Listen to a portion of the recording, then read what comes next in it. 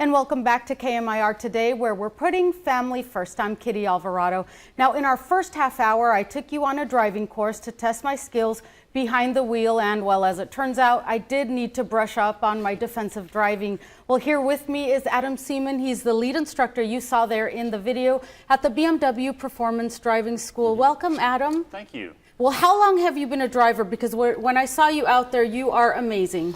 Thank you. I appreciate that. I've been driving a really long time competitively. I don't want to give away my age, but I've been with BMW for 9 years.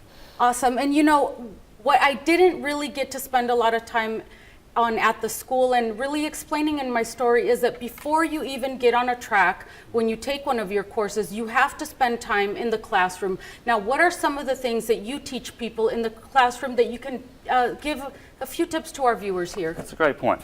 We spend about 60 minutes in the classroom before our normal retail curriculum, so we go over vehicle dynamics and things of that sort. But one of the key points is the vision and how important it is in the car. Everything you do in a car is hand-eye foot coordination, but it starts with the eyes. And obviously, if you're using the eyes the wrong way, then you're going to do the wrong thing in the vehicle. That's right. That's what I did wrong. And then when you come out of the classroom, you get to drive an amazing car. Those cars are fast. Absolutely. But when you step into the car, I didn't even know how to sit right in the car, and it felt really awkward. Tell us what most drivers do wrong when they get inside a car. Absolutely. The first thing that drivers usually do wrong is their seating position. We like to focus on comfort first and then looking cool second. So that's really the wrong thing. You want to focus on comfort, of course, but safety as well, and being able to control the car. And there are 3 things that will help you do that. Having a good 45-degree bend in the knee with the brake pedal all the way to the floor, then the 90-degree bend in the arm with the hands at 9 and 3. That's right. And then you said that that always use that footrest or the dead pedal to kind of position and brace yourself instead of gripping the steering wheel really tightly. Absolutely. Drivers, when they get into an emergency situation, they tend to death grip the steering wheel.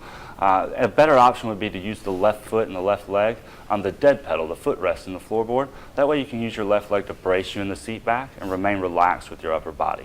And what I loved about that place is that I really got to experience some real life scenarios, something that we don't really get to experience here, and the reason why we're really bad at it is driving in the rain. And I got to experience what it's like to hydroplane and really correct it. Now, you had a little acronym. What was it, and tell our viewers. Absolutely. It's CPR. It's not what the paramedics will do for you, but it could save your life one day. It's correct, pause, recover. When you get into an oversteer or into a spin situation, you correct to the outside of the corner. Once you've stopped the rotation of the vehicle, you pause and let the car slow down and start to regain grip. And then once it starts to regain grip, you recover back to the original steering position before the slide started.